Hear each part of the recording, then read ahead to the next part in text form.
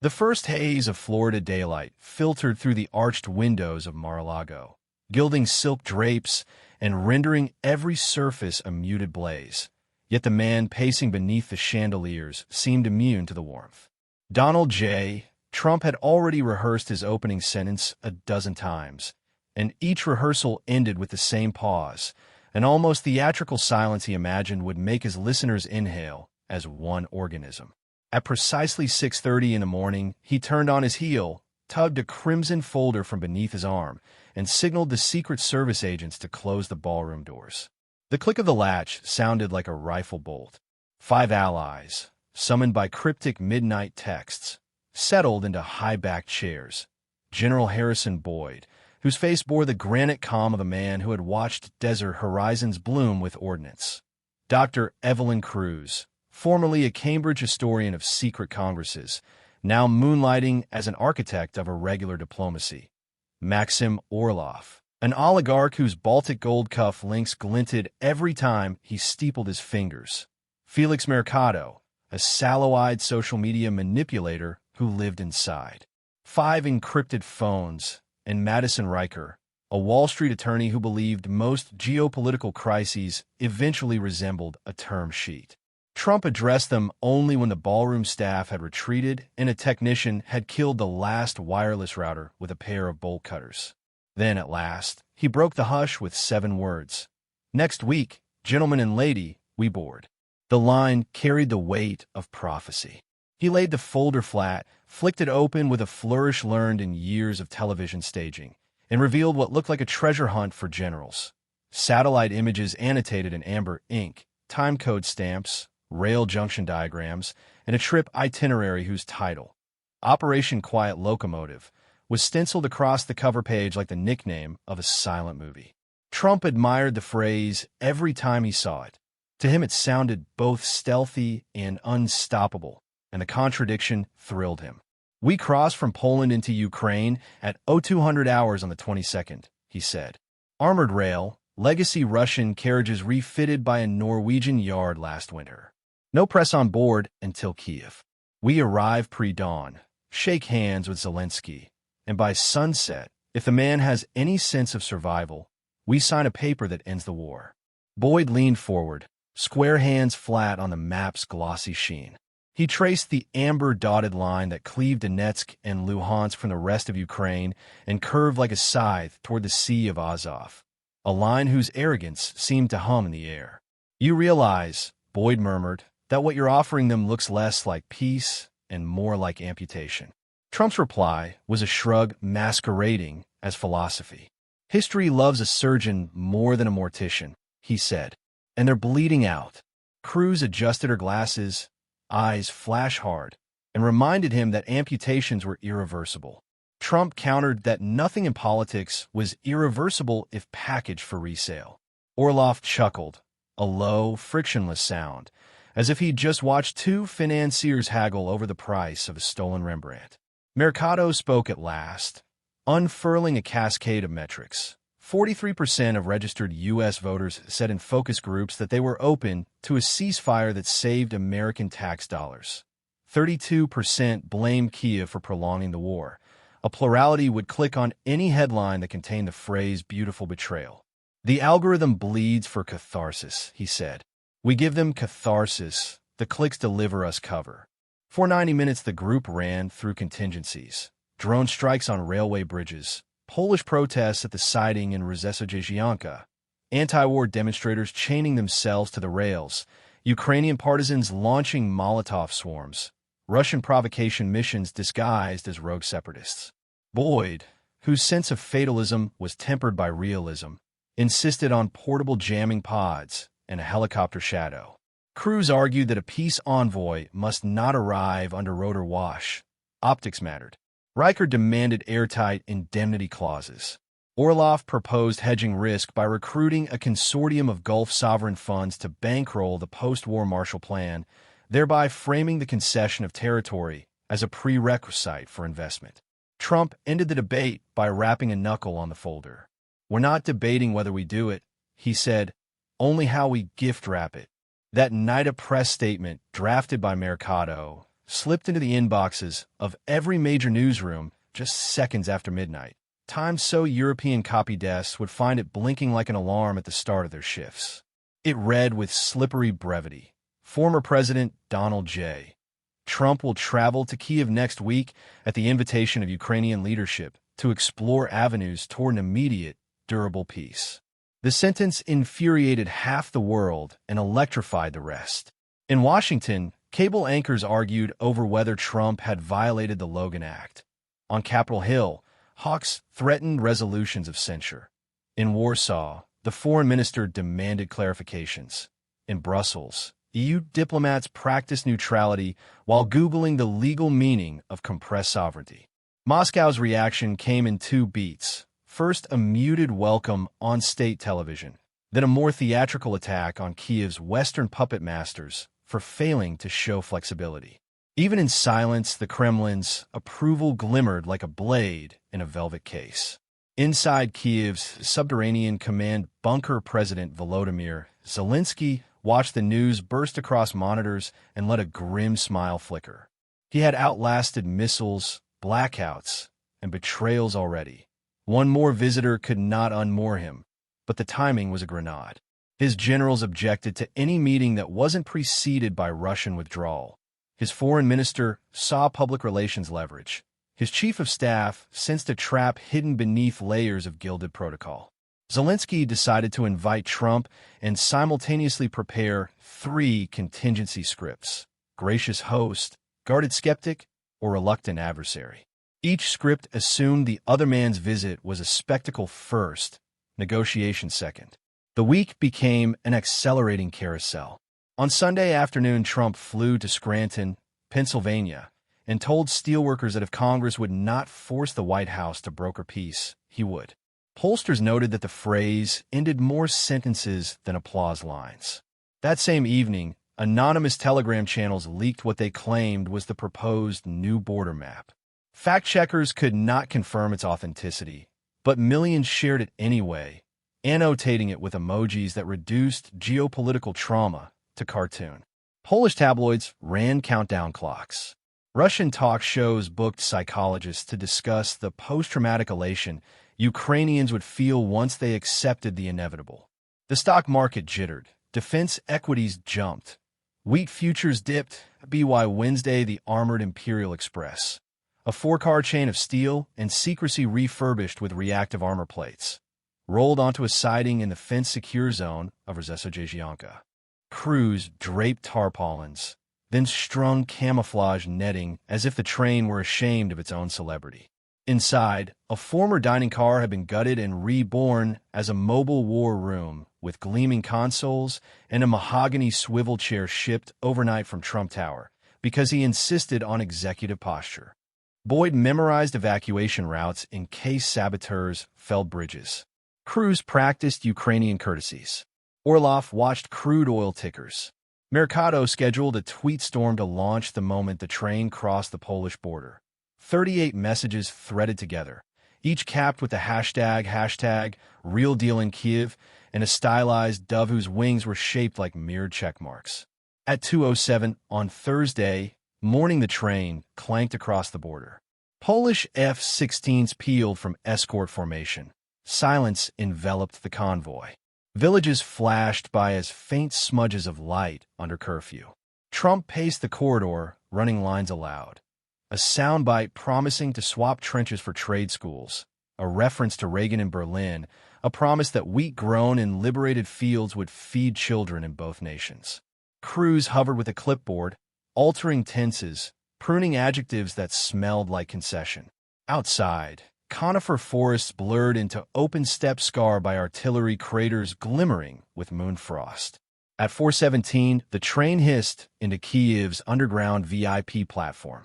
Steam rolled across the concrete like stage fog. Halogen lamps flickered overhead. Sub-basement chill tightened every breath into visible ghosts. Zelensky waited in a navy suit topped by his signature olive T-shirt, as if refusing to pick one uniform for the performance. Trump descended the carriage steps, palm upraised in a gesture that might have been reassurance or benediction. The handshake lasted exactly 5 seconds. long enough for lenses to catch the tension, short enough to deny intimacy. Reporters corralled behind retractable belts shouted questions no one answered. Then the two entourages folded into armored SUVs and surged through streets, swept clean of traffic, but heavy with rumor. Apartment windows flicked lights on, then off, as if citizens could not decide whether to witness or hide. The Mariinsky Palace, a Baroque jewel built for Russian empresses, stood guard over a courtyard recently patched from shell splinters. Inside, a round table waited beneath chandeliers whose crystals trembled with every distant artillery thump. No translator attempted small talk. Trump opened with praise for Ukrainian valor, pivoted to talk of bleeding treasure, and laid the map flat. Cruz explained the concept of the Eastern Industrial Corridor, autonomy in exchange for neutrality, immediate reconstruction bonds, joint patrols by an inter-peace guard whose powder-gray berets had already been stitched in a Warsaw factory. Zelensky's eyes never left the map. He asked in measured tones whether sovereignty could be shrink-wrapped and still be called sovereignty. Trump replied that sovereignty unexercised was only suffering. The meeting recessed without agreements. Outside, competing demonstrators formed a ragged amphitheater along barricaded avenues. Some hoisted banners depicting Trump as St. George slaying a rocket-breathing dragon. Others drew him as Judas clutching sacks of rubles. Flares hissed purple smoke. Police kettled both camps, worried that the choreography of protest might tilt into chaos. Inside the Palace Mercado live-fed social analytics. The hashtag had hit 1 million mentions in 2 hours. The most retweeted photo showed Trump's face reflected in the blank parchment like a ghost previewing its own haunting. After a lunch of tepid borscht and unripe tomatoes, the delegations reconvened behind sealed doors. Zelensky outlined a counterproposal: immediate Russian withdrawal to the lines of 21 February 2022, followed by internationally supervised referenda no sooner than 5 years hence, and war reparations escrow in the World Bank. Trump leafed through the pages, lips pressed white. He asked what the Ukrainian leader would accept today, not in 5 years. Zelensky said he would accept justice. Trump exhaled through his nose, a sound like wind working through a cracked door. He slid across his own parchment. The Hong Kong to Dnipro lease concept, 25 years of administrative autonomy overseen by a 9-member international board on which Kyiv would hold one rotating seat. History loves experiments, he said. Look at Singapore. Zelensky answered that Singapore was not carved from its own disaster by foreign scalpels. At exactly 1547, a rumble jarred the palace windows. Seconds later, the whoop of air raid sirens spiraled overhead, a banshee chorus that seized the spine. Security teams rushed both delegations into the bunker 2 levels down, where fluorescent bulbs rendered skin sallow and each breath tasted of limestone. Reports arrived that a Russian missile had struck an electrical substation on Kyiv's fringe. Symbolic, surgical, lethal to no one but faithful to the logic of intimidation. Zelensky's gaze pinned Trump through the half-lit gloom. When they launch missiles during peace talks, he said, "They're not speaking to me. They're speaking to you." Trump's phone vibrated. It was Orlov relaying a Kremlin assurance that the strike was purely tactical, nothing personal. Trump's response was a silence that felt louder than protest. Negotiations froze in the concrete gloom. Cruz shredded the provisional lease clause and began drafting a fallback, a letter of intent heavy on verbs that promised future exploration and light on nouns that could chain anyone to a concession. Boyd studied updated satellite feeds, highlighting arcs where Russian airborne units massed near Belgorod. He concluded they were staging for a propaganda triumph, but warned that Shokabuki sometimes drifted into live blade. Trump paced the bunker corridor, his footsteps measuring out the distance between ambition and humiliation. The notion that Zelensky might walk away unsigning made him itch. The missile made him angrier at the Kremlin than at Kyiv. He barked at Mercado to prepare a statement blaming Russian hardliners for sabotaging peace.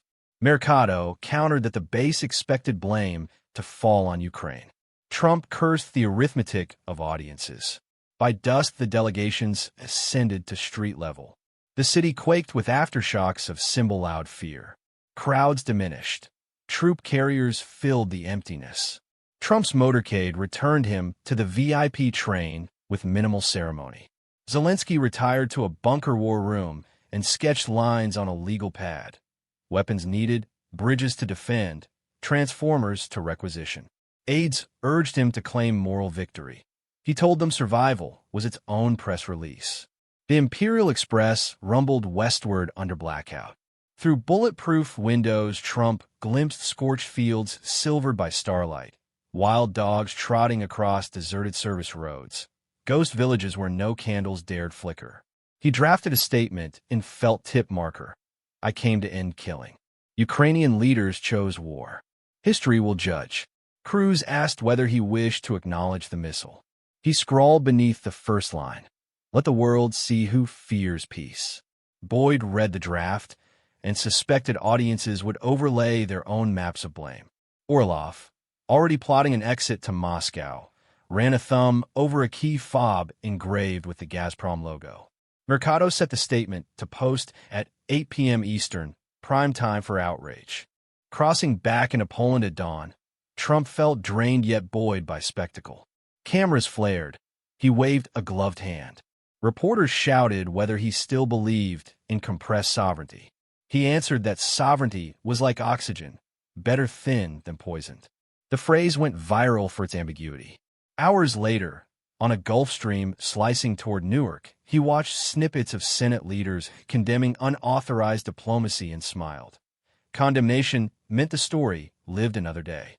On the seat beside him, the crimson folder lay thicker than before, stuffed with scribbled maps, alternative clauses, and coffee-ringed briefing notes. He tapped the folder twice, just as he had at the beginning, as though punctuation were ritual. In Kyiv, power outages forced hospitals onto generators. An ICU nurse, spooning water onto a child's cracked lips, wondered aloud whether peace could be mailed back postage due. In Moscow, state anchors pivoted effortlessly. They mocked Trump's failure while praising his courage, framed Zelensky as obstinate, and celebrated the missile strike as proof of Russian resolve. In Washington, committee chairs scheduled hearings titled Shadow Peace. Donor phones lit up, PAC contributions spiked. The internet, hungry and indiscriminate, devoured every angle, then demanded seconds. Weeks passed, and the memory ossified into artifact. The 5-second handshake, the blank parchment beneath chandeliers, sirens rising through the palace like smoke, a train gliding away under velvet dark. Historians would parse motives, generals would argue maps, pundits would monetize blame. Children in Sylvia Park High School, Iowa, were assigned essays comparing the visit to Chamberlain in Munich. Bloggers in Krakow sold T-shirts that red-eye rode the quiet locomotive. And somewhere on the steppe, a scarecrow in a flak jacket kept lonely watch over sunflowers sprouting between shell craters, silent witness to a week in which ambition tried to bargain with geography and left both men and borders exactly where war had pinned them. Yet stories rarely admit conclusions. They linger like smoke in curtains, seeping into the next act. In private moments, Trump still rehearsed an alternate ending in which Zelensky's pen scratched parchment and the world hailed a self-made envoy. Zelensky, trimming speeches to fit nightly morale videos, sometimes imagined a version of the visit in which missiles stayed silent, and he emerged with ironclad guarantees instead of blank promises. Both men occupied twin fictions, unwilling to vacate the stage. The war ground on. Trenches deepened. The map, stained, folded, mended, continued to haunt boardrooms and barracks alike. And in late summer, when rumors surfaced that the quiet locomotive might roll again under a new code name, Ukrainians painted a slogan on blast walls near the rail spur. Trains may return, but we have learned the timetable of betrayal. So the week became parable, proof that borders drawn in haste harden in blood. The diplomacy amplified by spectacle often collapses beneath its own mirrors, and that betrayal, however carefully choreographed, cannot guarantee applause. In the end, All that remained of Operation Quiet Locomotive was a collection of digitized glints, news clips, satellite stills, stray tweets, one crimson folder gathering dust in a storage unit behind an unmarked door at Trump National Doral. On its spine, a sharpest scrawl had bled through the cardboard. Deal of the century. On hold. Smoke from the late summer wildfires drifting across the Carpathians had turned Kiev's sunsets the color of bruised apricots, and for 3 evenings running that pall seemed to bleed into every conversation conducted inside the presidential bunker. On the 4th night, President Volodymyr Zelensky paced before a wall of flickering maps, scanning fresh intelligence on Russian troop concentrations and, more unsettling, snippets of chatter suggesting that Donald Trump's quiet locomotive might soon rumble eastward again under a new codename nobody had yet cracked. Nothing concrete, only fragments, a Norwegian freight, insurance request for high-value diplomatic cargo, a Polish rail controller's anonymous note about a midnight track inspection, a blurry photograph of Maxim Orlov in a Warsaw cigar bar pressing a gold-tipped finger against a rolled track chart. Rumor. Yes, but rumor had proven combustible before, and Zelensky had learned to treat rumors the way sappers treat buried mines. Probe, then neutralize fast. He summoned Foreign Minister Dmytro Kuleba, Defense Chief Alexander Syrsky, and his National Security Advisor, diminutive Alina Baida, who kept a serenity only ballistic math could fracture. The president rapped his knuckles on the trestle table. Last time we waited, they wrote a script for us, he said. If the train really rolls, we greet it on our terms or derail the theater before the first whistle. Kuleba proposed a preemptive broadcast, announced that any unofficial envoy planning territorial barter would be declared persona non grata. Syrsky argued instead for shadowing Trump's planners, letting them commit resources before flipping the optics, invite the ex-president publicly, but to Bucha or Irpin, where ruins would answer offers of partition more eloquently than speeches. Baida, ever the logician, reminded them both that surprise worked only once. Cameras would crave a second handshake, and the world attention, untrained to nuance, might interpret any meeting as partial capitulation.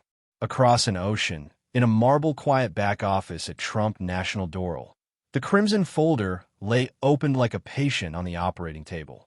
Donald Trump smoothed a fresh set of documents. Draft Joint Admin Charters, now rebranded Prosperity Enclave Accord. The new marketing pivot came from Felix Mercado, who had crushed the word corridor after algorithms flagged it as high trigger for colonization. Enclave, by contrast, tested neutral. Prosperity spiked dopamine. Evelyn Cruz, perched nearby, pale from weeks of insomnia and from having her academic ethics flayed daily by cable panels. She pushed up her glasses. They'll know it's the same content in new wrapping, she warned. Trump countered with his old real estate mantra. Repaint the lobby, raise the rent. Maxim Orlov, dialing in from a Black Sea yacht, laughed and vowed that repainting the lobby was precisely how oligarchs laundered reputations. Still, Cruz pressed for substantive tweaks.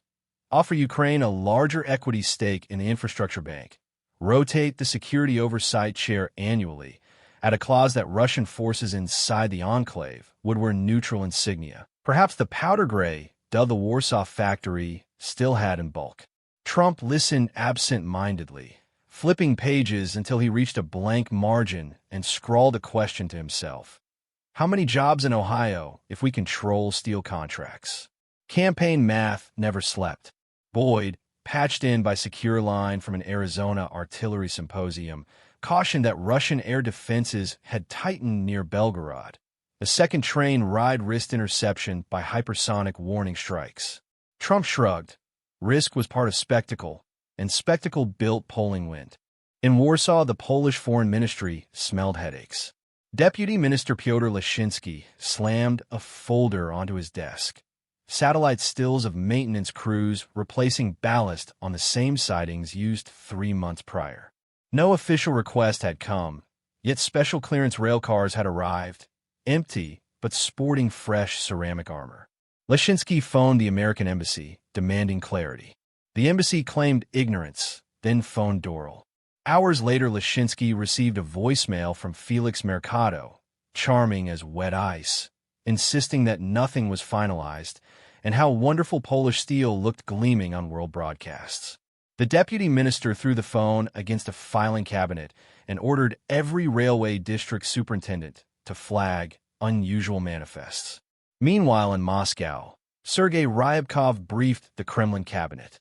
Trump's reentry, he contended, could be weaponized either as certification of Russian gains or, should it implode, as proof of Western disarray. We do not interfere, he advised. We stage-manage the aftermath. Putin nodded but added a directive: prepare a limited escort brigade on Kaluga airstrip. Ostensibly humanitarian, unmistakably coercive. Late August heat settled like wet sand over Kyiv. In Maidan Square, pop-up art installations immortalizing the 5-second handshake drew tourists, each paying to pose inside a golden outline of Trump's silhouette opposite a silhouette of Zelensky. Entrepreneurial baristas sold quiet, locomotive lattes dusted with cinnamon train tracks. But near the Eastern Rail hub, graffiti screamed a starker sentiment. NO's second ticket for Trader's Train. Security teams photographing fresh tags noticed something else. Stenciled on switch housings in spray paint, almost too light to read, was a code. VT-12 Cross. The same code Ukrainian cyber sleuth had intercepted in an Orlov text. Proof? Not yet. Omen? Certainly. Zelensky acted. He summoned the Czech and Lithuanian ambassadors, floated the idea of a multilateral observer mission. If Trump insisted on arriving, let half of Europe witness each word. Czech envoy Monika Dolezalova liked the symbolism. Lithuania's Tomas Jokstas suggested inviting Kazakh and Georgian reps too, force Moscow's satellites to record any strong-arming. Within 48 hours, a draft communique awaited signatures, deliberately leaked to the Financial Chronicle so it would ricochet across talk shows before Trump's team could spin. But spin they did. Mercado hurled out a volley of truth social posts, mock-ups of Trump flanked by international delegates beneath a banner World Peace Summit. KYIV 2.0. Hashtag all seat at table trended for 16 hours, long enough to frame the idea as Trump's own initiative rather than Kyiv's defensive measure. Zelensky growled at the appropriation, but conceded the optics wars rarely obeyed authorship. Then came the spark no one predicted. In Odessa, Russian caliber missiles struck a grain-loading terminal guarded by Turkish contractors. 5 Turkish citizens perished. Ankara exploded in rhetoric.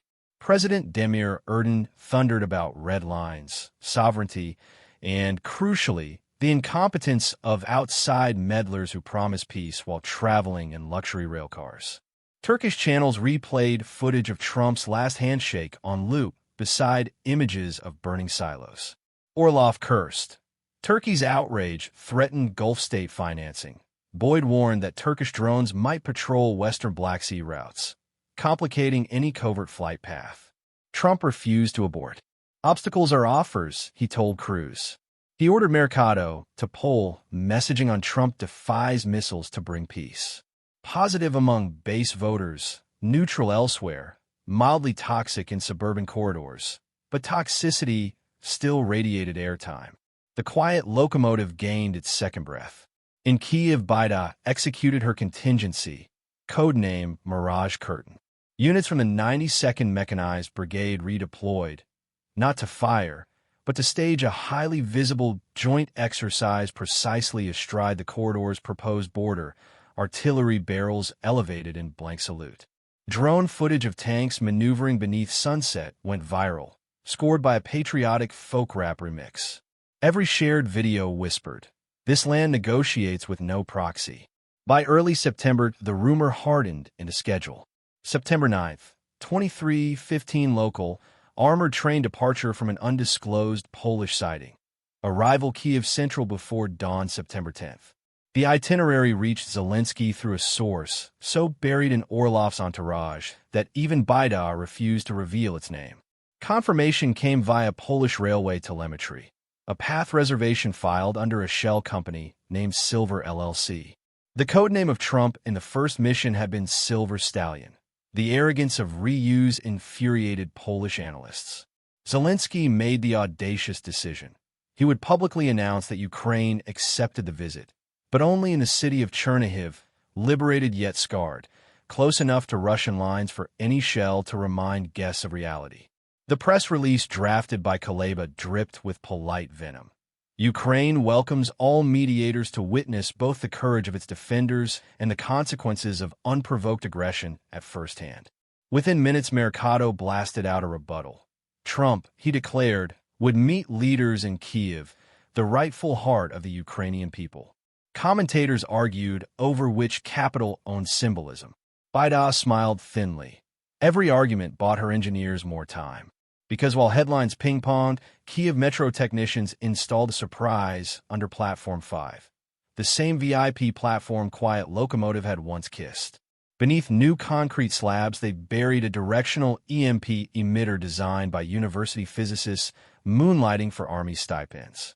Calibration crews disguised the antenna cabling as repairs to fire suppression lines, while above-ground stonemasons relayed marble tiles exactly as before.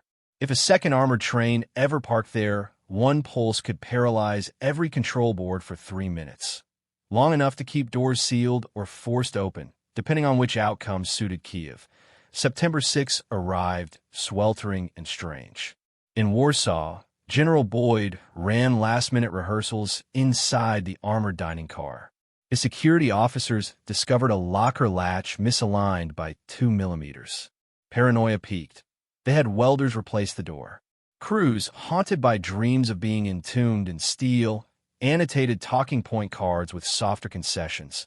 An International Truth and Reconciliation Archive, Russian mine clearance financing, expedited EU membership pathway, a carrot she knew Moscow would scorn but TV panels would adore. Trump paced, rehearsing new lines, invoking Lincoln, Gorbachev, perhaps Joan of Arc if teleprompters allowed. Night of September 8th. On the same Warsaw siding where maintenance crews swapped ballast, a drone dive-bombed, exploding in a hiss of white phosphorus smoke. No casualties, superficial damage, but message delivered. Sanctuaries were illusions. Polish officials panicked, grounding freight for inspection. Trump's staff called it sabotage by war profiteer globalists. Secret Service ordered the motorcade to shift from rail to road for the first leg, then back to rail inside Poland. Logistical chaos rippled. Mercado saw real-time engagement on his dashboard spike like a fever chart. In the early hours of September 9th, under drizzle that blurred security floodlight halos, the convoy finally rolled. Reporters stationed miles away tracked its movement by the pattern of highway closures plotted on traffic apps. Across the border, Ukrainian cyber units monitored track circuit sensors, painting in their data fusions an eerily precise ghost line arcing through the night. 4:02 September 10th. The quiet Locomotive 2, official manifest still empty of Trump's name, slid beneath Kyiv's yawning concrete vault. The air smelled of wet limestone and ozone. The 5-second handshake would not repeat.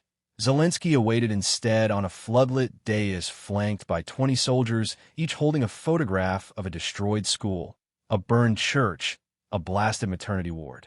Trump stepped from the carriage, caught the tableau, hesitated half a breath, then strode forward wearing a smile that looked stapled on. Cameras flashed. In that instant, Biden pressed a switch 80 meters below. Somewhere beneath marble, capacitors discharged with a barely audible thump. Train consoles darkened. Emergency LEDs blinked. Automatic door locks froze mid-cycle. A suffocating stillness filled the platform until overhead fans restarted on auxiliary circuits. Trump, unaware, extended his hand. Zelensky grasped it, 6 seconds this time, deliberate, jaws tight. Microphones captured the Ukrainian president's greeting. "Welcome to the country, still whole." The sentence, in English, rang off vaults built by Soviet architects. Trump countered, louder, "I'm here to make it richer." Photographs would later reveal a tiny quaver in his left cheek, as though some echo of the EMP pulse had reached flesh. Negotiations shifted to Chernihiv anyway. Zelensky insisted the city speak for itself. The motorcade moved through cratered roads, passing mothers sweeping glass shards from kindergarten floors. At a temporary city administration hall, under fluorescent lights strung from diesel generators, crews laid out the Prosperity Enclave Accord. Before she finished page 3, the hall's translator, an English teacher whose husband had died near Izium, began to tremble. She rendered each clause, voice steady to the last syllable, then set her headset down and asked, in Ukrainian, whether prosperity compensated for tiny coffins. The question hung like smoke. Trump started a reply about preventing future coffins. Zelensky let her words stand unsheathed. Cameras caught the translator's steady gaze. The clip rocketed across feeds faster than any prepared statement. Hours of wrangling produced cosmetic alterations. A pledge that any enclave referendum would be internationally supervised. A guarantee that Russian commanders inside the zone would answer to a tripartite council, including at least one Ukrainian officer. Yet the red line, territorial relinquishment before troop withdrawal, remained unyielding granite. Boyd murmured to Trump, "It's the same wall, different color." Orlov signaled Moscow, talks ossifying. Ryabkov ordered the Kaluga brigade to readiness.